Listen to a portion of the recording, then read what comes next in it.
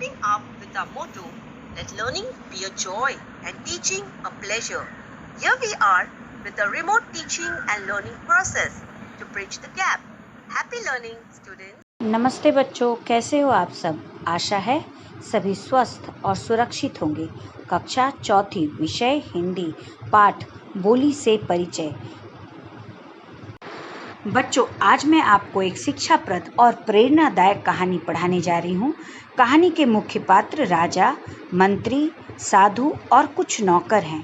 कहानी के माध्यम से यह संदेश दिया जा रहा है कि मनुष्य के व्यक्तित्व की पहचान उसके बातचीत करने के ढंग से होती है। भले ही कोई व्यक्ति कितना ही सुंदर हो, परंतु वाणी में कर्कशता या रूखापन हो तो वह कभी किसी को अपनी ओर आकर्षित नहीं कर सकता। सुंदरता व्यक्ति की पहचान नहीं होती है। व्यक्ति की पहचान उसकी वाणी अर्थात उसकी बोली से होती है। व्यक्ति कितना भी सामान्य दिखने वाला हो, किंतु यदि उसकी वाणी में मिठास हो तो वह सहज ही सबको अपनी ओर आकर्षित कर लेगा।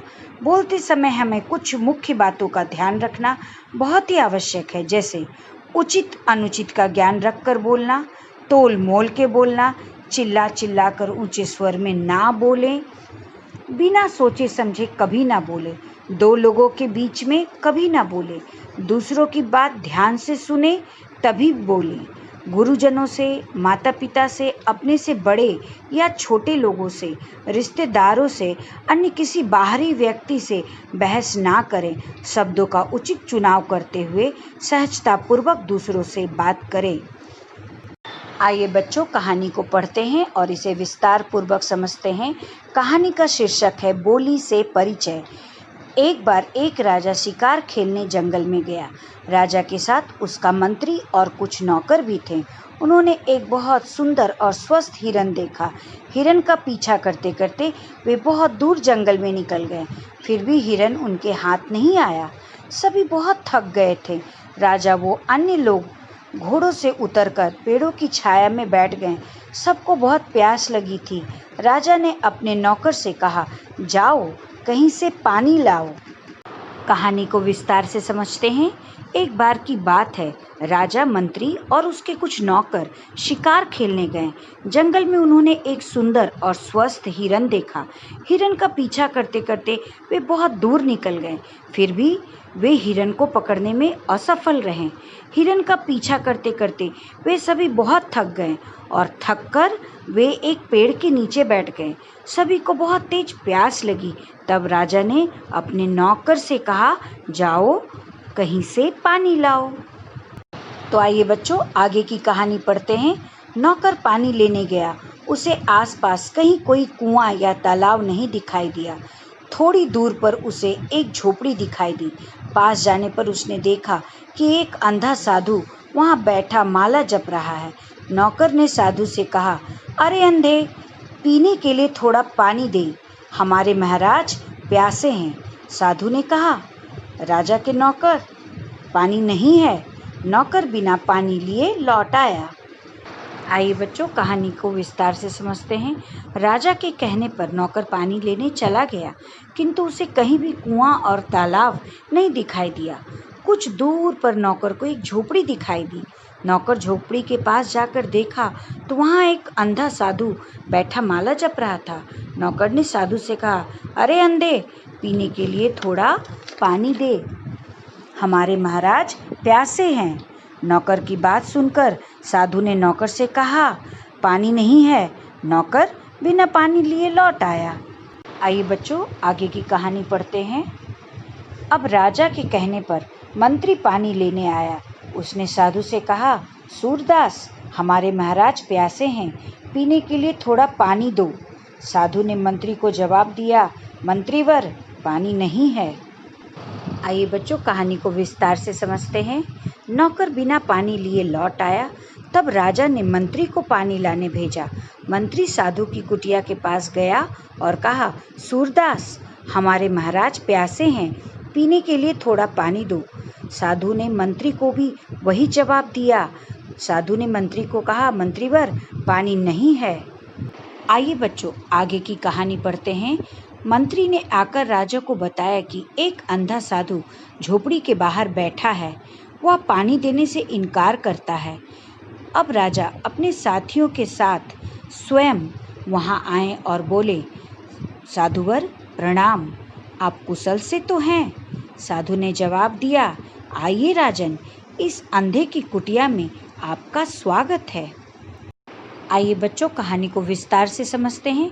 जब नौकर की तरह मंत्री भी बिना पानी लिए लौट आया और राजा के पास आकर बताया कि एक अंधा साधु झोपड़ी के बाहर बैठा है, किंतु वह पानी देने से इनकार कर दिया है, तब राजा स्वयं पानी लेने साधु की कुटिया पर गए और बोले, साधुवर प्रणाम, आप कुशल से तो हैं? साधु ने जवाब दिया, आइए राजन, अंधे की कुटिया में आपका स्वागत है। आगे की कहानी पढ़ते हैं। राजा ने पूछा, आपने बिना देखे कैसे पहचाना कि मैं राजा हूँ? साधु ने कहा, महाराज, हमारी भाषा हमारा परिचय देती है। सबसे पहले आपका नौकर आया, जिसने मुझे अरे अंधे कहकर पुकारा। मैं समझ गया कि कोई बिना पढ़ा लिखा व्यक्ति है। उसके बाद आए आपके मंत्री, उन्होंने मुझे सूरदास कहा, आपने मुझे साधुवर कहा और प्रणाम किया। यह एक राजा के ही योग्य है। जल ग्रहण कीजिए राजन। कहानी को विस्तार से समझते हैं। साधु की बात सुनकर राजा आश्चर्यचकित हो गए और साधु से पूछा, आपने बिना देखे मुझे कैसे पहचाना? तब साधु ने राजा से कहा, महाराज, हमारी भाषा ही हमारा परिचय देती है। सबसे पहले आपका नौकर आया, उसने मुझे अरे अंधे कहकर संबोधित किया। मैं समझ गया कि कोई बिना पढ़ा लिखा व्यक्ति है। उसके बाद आपका मंत्री आया और उसने मुझे सूरदास कहकर संबोधित किया और आपने मुझे साधुवर कहा और प्रणाम किया। आपके द्वारा आदरपूर्वक शब्दों को सुनकर मैं समझ गया कि यह कोई योग्य और कुशल व्यक्ति ही बोल सकता है। और साधु ने राजा को जल ग्रहण कराया। इस प्रकार साधु ने राजा को पानी पीने दिया। इस प्रकार बच्चों, आपने पूरी कहानी पढ़ ली और उसे विस्तार पूर्वक भी समझ लिया। तो आइए पाठ में आए कुछ कठिन हिंदी शब्दों के समानार्थी अर्थ भी जान लें। स्वस्थ, तंदुरुस्त, साधुवर, श्रेष्ठ साधु, कुशल से, अच्छी तरह से, स्वागत, आने वाले का अभिनंदन, ग्रहण करना, लेना। आइए बच्चों, पाठ में आए कठिन हिंदी शब्दों के अंग्रेजी अर्थ भी जान लें।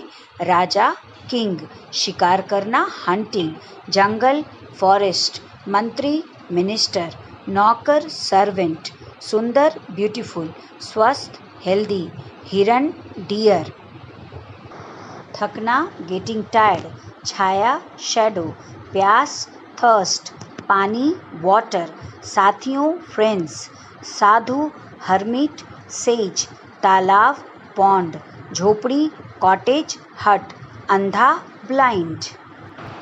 जवाब, आंसर, इनकार, डिसएग्री, पढ़ा लिखा, एजुकेटेड, व्यक्ति, पर्सन, भाषा, लैंग्वेज, परिचय, इंट्रोडक्शन, आइडेंटिटी, योग्य, डिजर्विंग, कुआं, वेल, जलग्रहण, ड्रैंक वाटर।